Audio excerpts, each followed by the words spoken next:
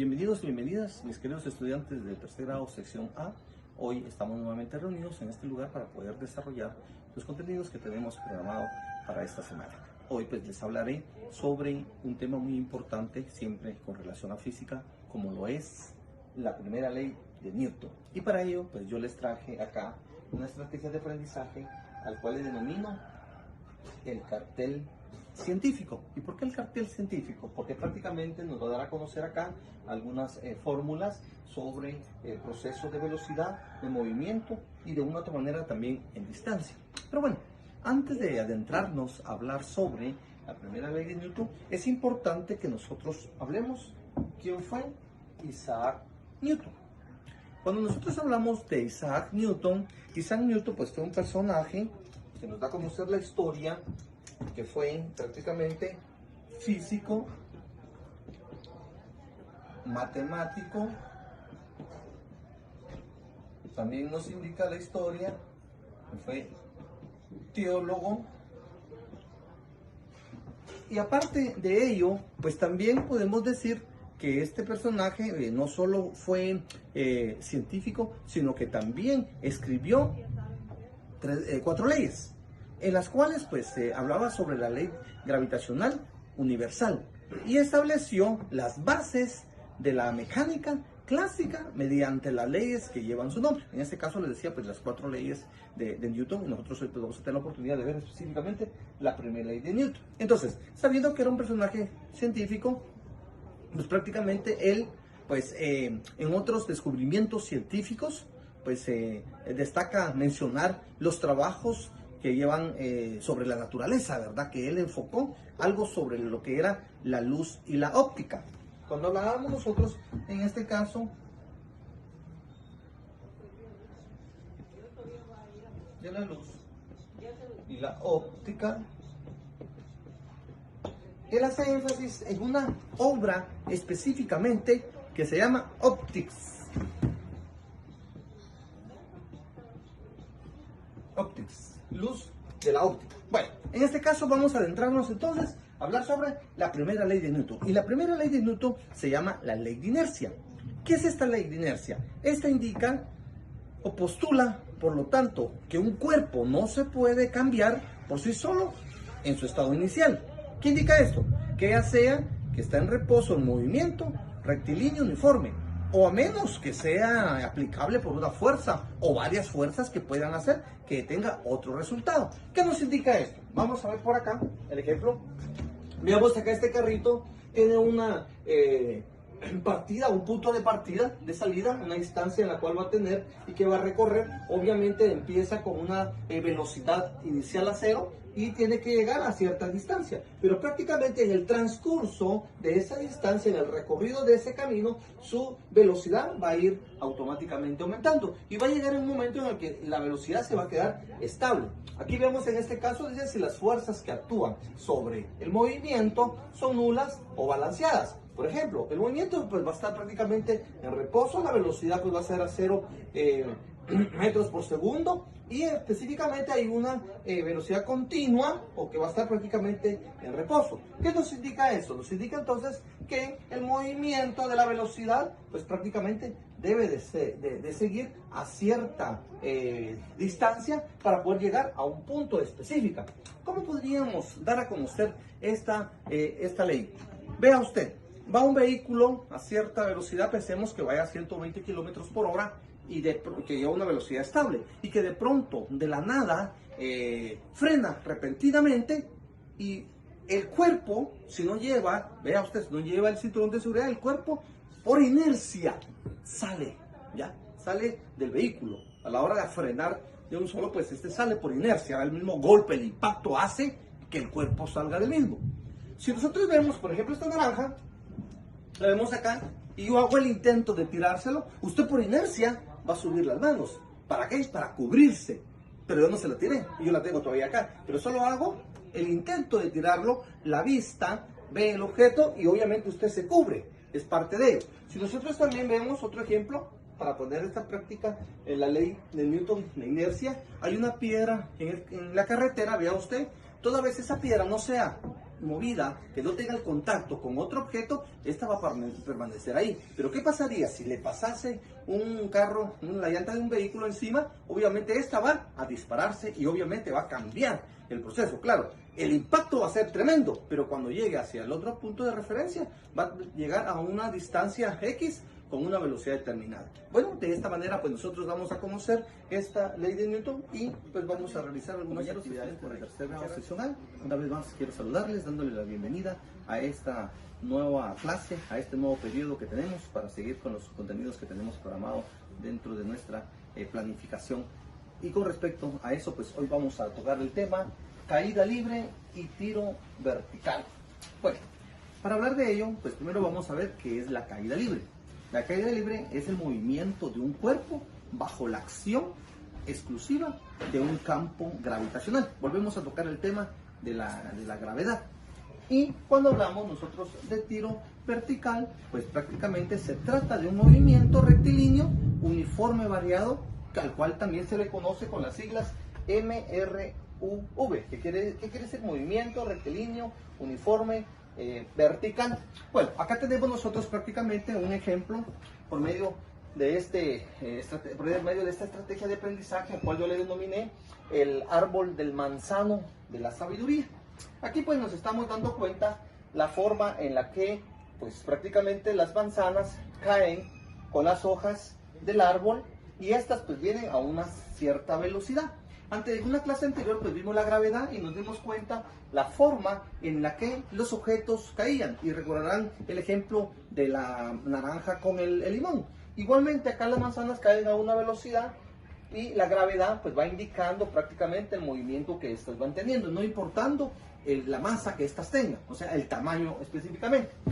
Nos indica acá que todo cuerpo que se encuentra cerca de la superficie de la Tierra ejerce una fuerza de atracción imprimiendo una aceleración al cuerpo.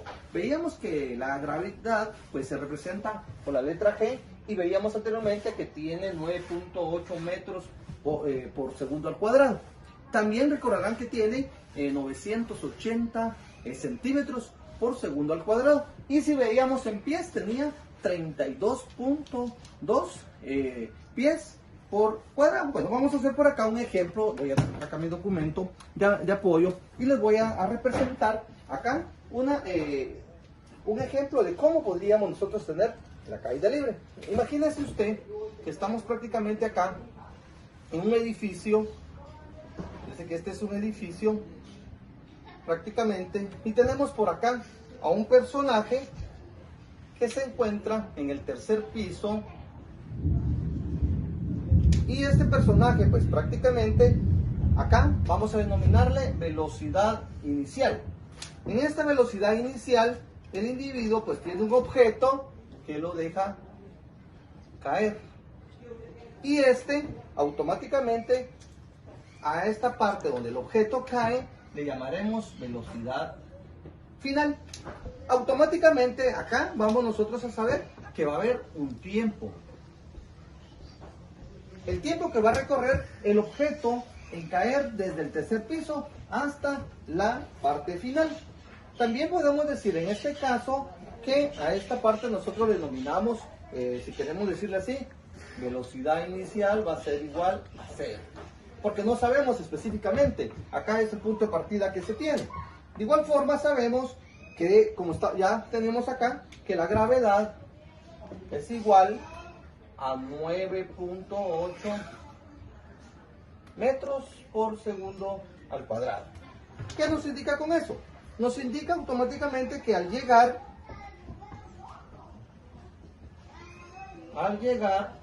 al final, el objeto es diferente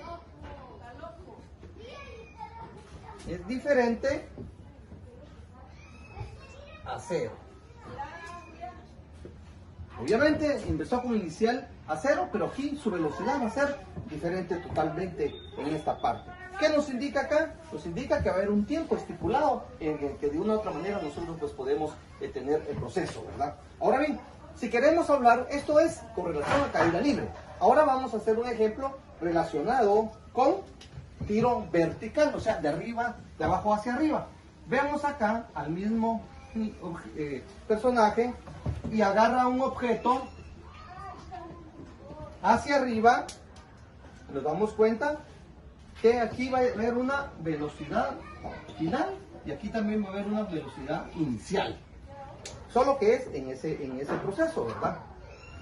Llamémosle así, en ese tiempo. Aquí podemos decir que aquí inicia con una fuerza, pero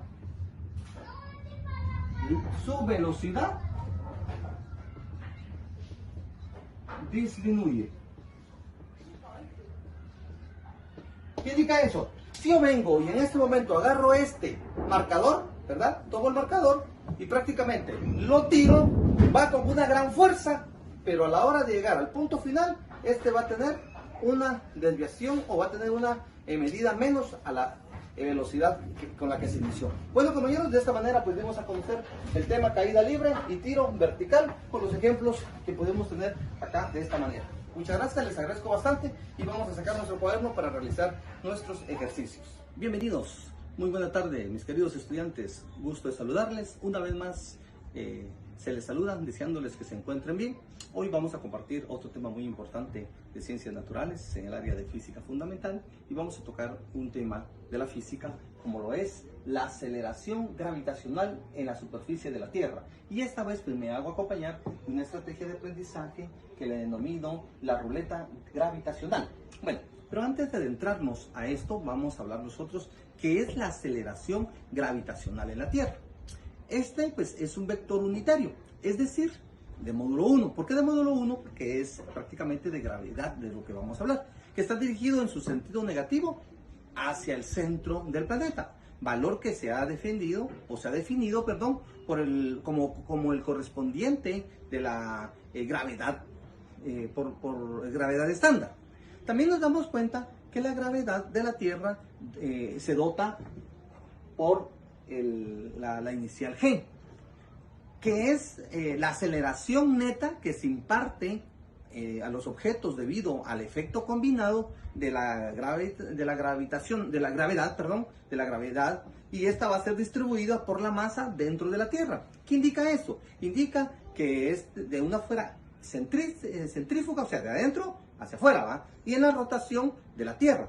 Cuando nosotros hablamos acá específicamente, pues nos vamos a dar cuenta que nuestro planeta Tierra, pues lo vamos a prácticamente a ver específicamente la gravedad que hay dentro de la misma. Sabemos que esa gravedad pues está prácticamente en nuestra atmósfera, en nuestro planeta Tierra, y se hace medir específicamente por aspectos muy importantes.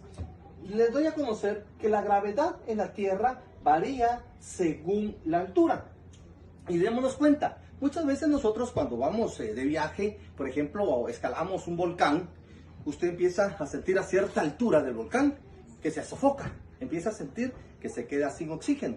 Esto es debido a la gravedad. A mayor altura, la gravedad, la presión sube, ¿ya? A menor altura, la presión se mantiene estable. ¿Qué se suscita, por ejemplo, cuando viajamos también de un lugar a otro, por ejemplo, de un lugar cálido a un lugar frío? Eso pues viene a afectar bastante la presión. Pues déjeme decirle que en este caso la gravedad de la Tierra se va a medir específicamente dentro de, llamémosle así, la primera parte puede ser 9.8 ¿qué?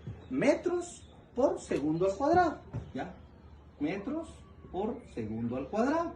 También lo podemos medir nosotros de una u otra manera en centímetros, que sería, veámoslo acá, 980 centímetros por segundo al cuadrado. Y déjenme decirles que también podemos de una u otra manera medirlos en pies, que sería 32.2 pies por segundo al cuadrado. Prácticamente esta parte puede ser medida la gravedad de la Tierra. Y vamos a poner acá un ejemplo bastante sencillo. Nosotros miramos que de una u otra manera pues nos damos cuenta que puede ser de una forma en la que tenemos nosotros prácticamente acá tenemos acá una naranja y tenemos un limón. ambos tienen una masa, están conformados de materia. Y si vemos, pues ambos tienen un peso. Pero si nosotros venimos y lo colocamos acá a esta altura, ¿cuál de esos creen ustedes que cae primero? Bueno, cualquiera diría la naranja. ¿Por qué? Porque la naranja tiene un peso mayor y que va a caer más rápido por el mismo peso que el limón, ¿verdad? Y veamos y vamos a hacer el ejemplo. Y nos damos cuenta específicamente que las dos frutas o los dos objetos caen al mismo tiempo. ¿Por qué? Porque aquí no se ve específicamente la masa, no se mira cuánto peso tenga esto, sino que es la gravedad la que específicamente lo hace llevar en su proceso gravitacional. Entonces, de esta manera, pues hemos puesto un ejemplo sobre lo que es la aceleración gravitacional. Si se dio cuenta, pues los objetos cayeron a una velocidad, pero a la misma velocidad cayeron los dos, aunque ambos pues eran de diferente tamaño. Bueno, de esta manera pues hemos explicado este ejemplo. Una bendecida tarde, que Dios me le bendiga, y vamos a realizar un ejercicio en su cuaderno para poder repasar los contenidos que tenemos. Muchas gracias.